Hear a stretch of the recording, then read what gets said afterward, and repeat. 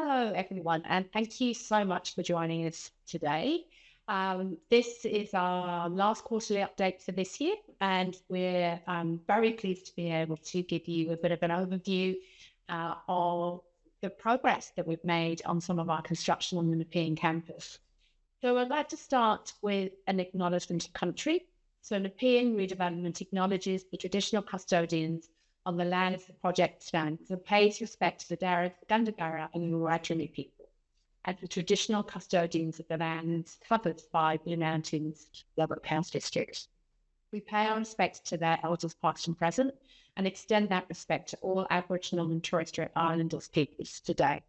And today we're joining you on the land of the Darug people.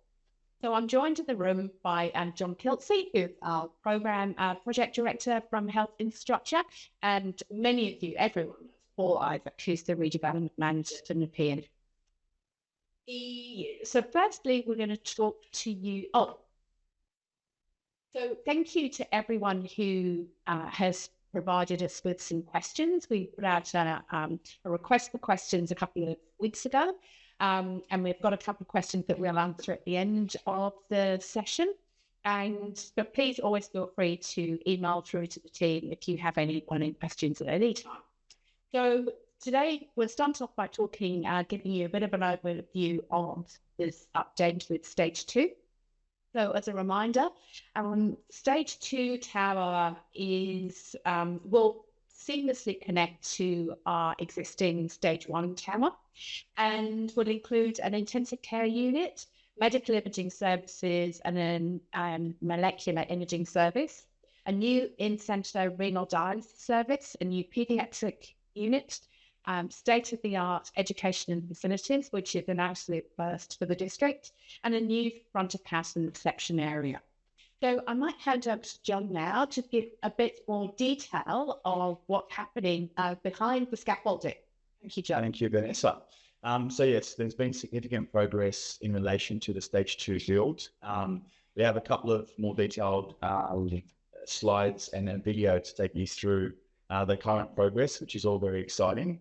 But very quickly, you can see on the left-hand side, this is our main atrium coming together. On the right-hand side, we have an aerial view of the tower in its current form. So we have reached the highest point, which I'll talk to in a bit more detail. So as I touched on, we have reached the highest point. We have topped out. We had a bit of a celebration with the local member only recently, which was great. You may have all seen that on the news. So Nepean is all happening, and we're getting closer to the finish line. With regards to construction, all the walls throughout the build up to level 6 are essentially up. And that includes areas like molecular imaging and medical imaging areas, renal dialysis, ICU, all the clinical admin areas essentially have the walls going up. It's all being fitted out. And on level 7, we have piloting services commencing at the moment. And then also with regards to the facade, so in the coming months, we'll see the scaffolding come down because we are progressing very well with the exterior facade. It still looks a bit bland, but soon enough it'll have colour and look quite magnificent. So we're about to take you through a video to our stage 2 construction progress.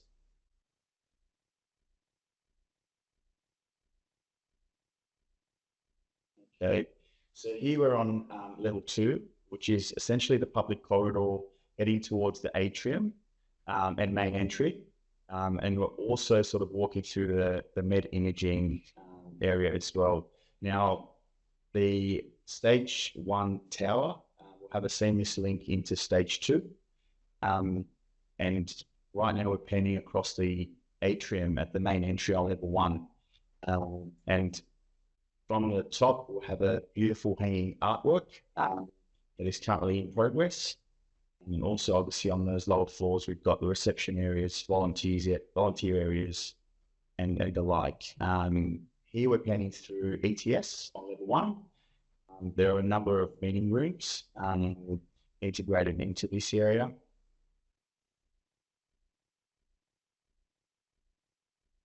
We also, this is a comms room, is critical infrastructure required.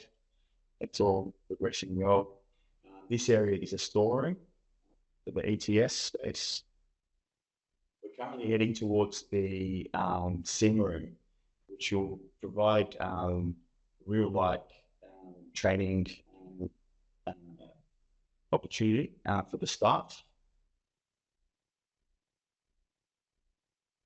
So this is again main entry admin areas on level 1. So offices, meeting rooms, and the like.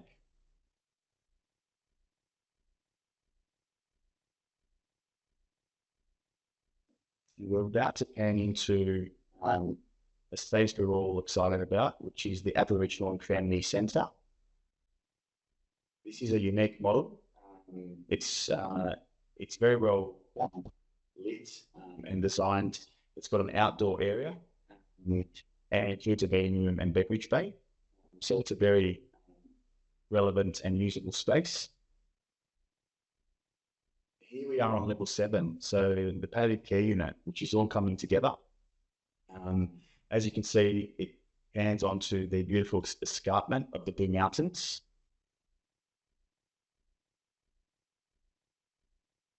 And provides a very unique model, welcoming to relevant and users and patients. It includes again a meeting room, beverage bay, 16 beds. It's a family-centered model with home-like finishes to improve the feel of the space. Perfect. Thank you. Thank you, John. That's great. It's great to see it coming out of the coming together. And you want to tell us a bit about Barber Avenue, though, folks? Yes. So, as many of you know, the works on Barber Avenue are ongoing. Please take care when using the area and follow directions. A very key message is obviously it's a shared zone. And we finally remind all to follow the directions. It's a high traffic area at the moment. So in saying that, we would like patients, visitors and staff to avoid that area where possible to minimise the impact. But when needing to use it, please use it with care. Thank you, John. And so we'll now move into telling you a little bit about the progress on the Child and Adolescent Mental Health Service Unit.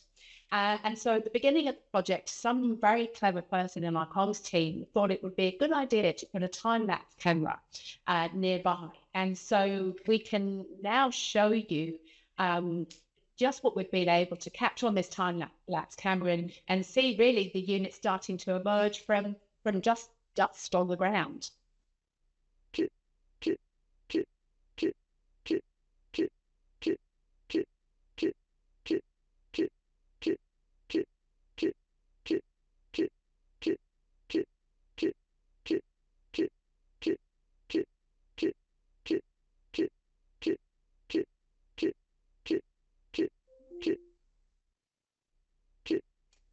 And so, yes, we were very, very excited when the scaffolding came down and this beautiful new building emerged with the very sort of bright and we hope very welcoming start for our young people.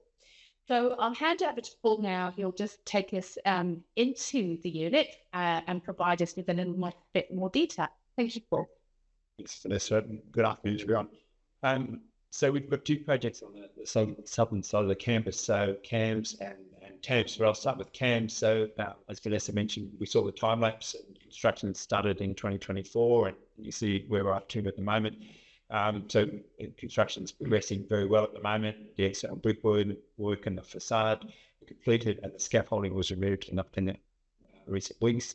The flooring internally, the en-suites, the bedrooms are finished, continuing in the common or recreational areas.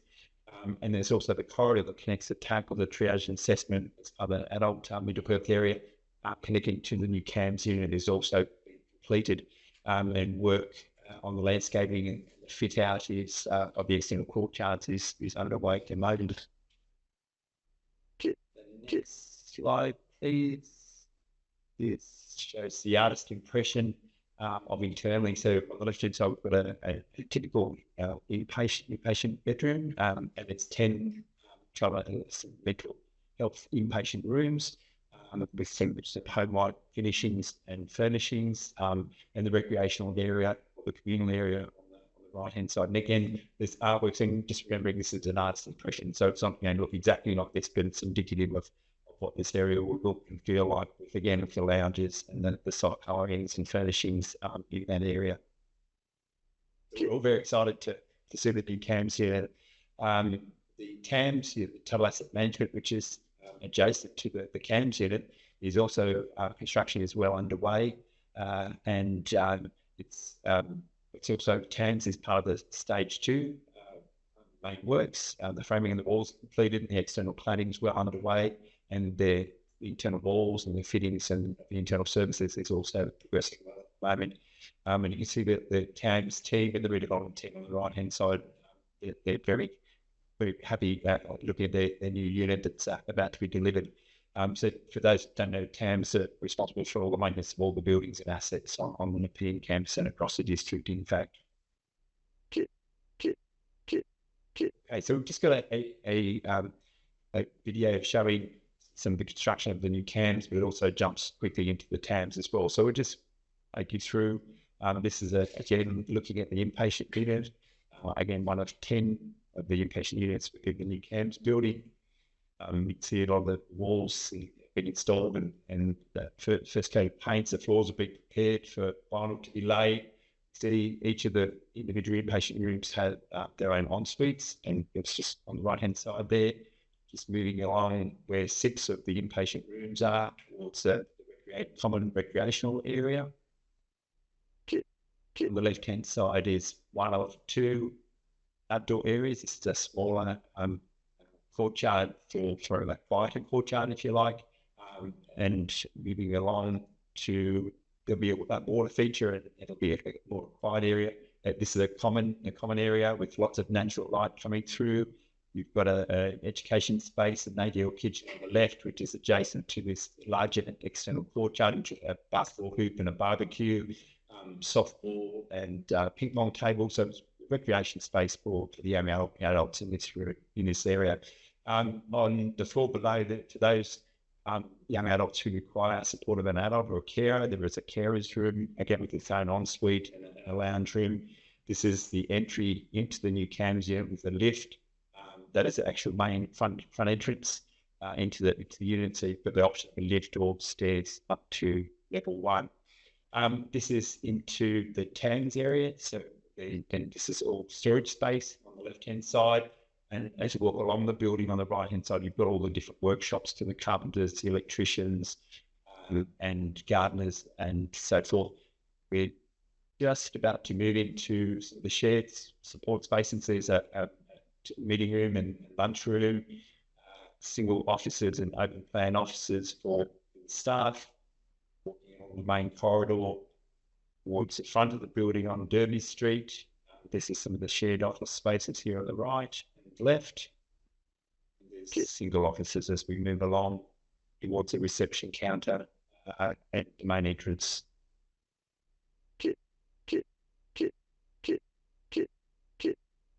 Here we are at the main entrance, so it's very close to Derby Street at that end of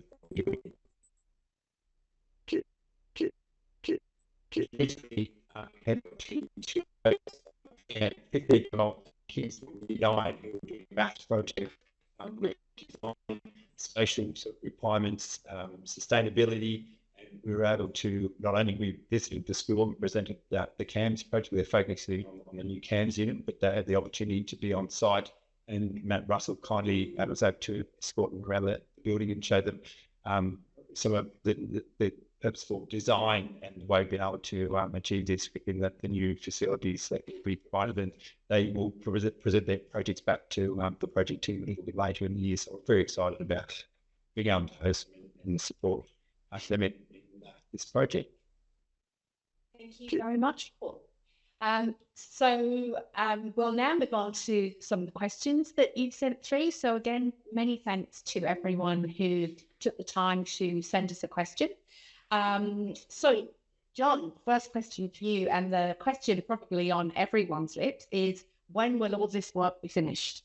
Yes, so with regards to the CAMHS unit, that is looking to be finished at the end of this year, followed by commissioning and official go live will be early sort of 2026. With stage 2, again, it's on track for completion late 2026. So it's currently tracking well, looking to be commissioned following that and open and go live sort of early 2027. Great, thank you. Lots to look forward to. So next question is for you, Paul, and we've actually had a few questions about coffee. So there's obviously a fair number of coffee drinkers on site. So questions around, are we going to have any new coffee shops and places for lunch? And will we be having coffee machines in the clinical support areas? So firstly, as part of the design for stage 2, we've got retail space on level 1 as you walk into the main entrance, but also on level 2. So we've been working with the district, looking at going out to tender for vendors to be able to fit out these spaces and to be able to operate, whether it's coffee shop or food outlets. That detail is still being worked through, so we don't know the name of which vendors will be in place, but I can assure you that there will be coffee and food services providing those spaces. Separately, around coffee machines within the clinical support areas, as part of what the project are doing in equipment, we won't be providing coffee machines as such. We any requests for coffee machines that have to be worked through, followed up through your manager, and obviously have to be relevant approvals to be able to install coffee machines, but they won't be delivered as part of the redevelopment project, fortunately. Thank you, Paul. The next question is also to Paul. Will the CAMHS unit be big enough to cater for the LHD? The unit will be designed to complement the existing services across the region, and it's not to replace them, and certainly it'll strengthen the overall system that we continue to work within. Continue to work in close coordination with the outpatient services, the existing community health, youth mental health teams, and other hospital-based care. We're excited, and it's been a long awaited service on the Nepean campus. We've never had such an inpatient facility for adolescent mental health. And we know that the demand can be very high in this unit as part of a broader network across the state. Referrals will be managed through community-based health and service providers to ensure that the most in need of inpatient care are prioritised. And for young people in crisis, the emergency departments remain available for urgent care. Clinicians will assess the most appropriate pathway for each individual. Yeah, that's cool. So, John, the next one's for you, and it's about parking. So, have we got any plans to increase parking? Okay, so as part of the whole Nepean redevelopment, we have to obviously follow strict guidelines with regards to parking requirements and expectations.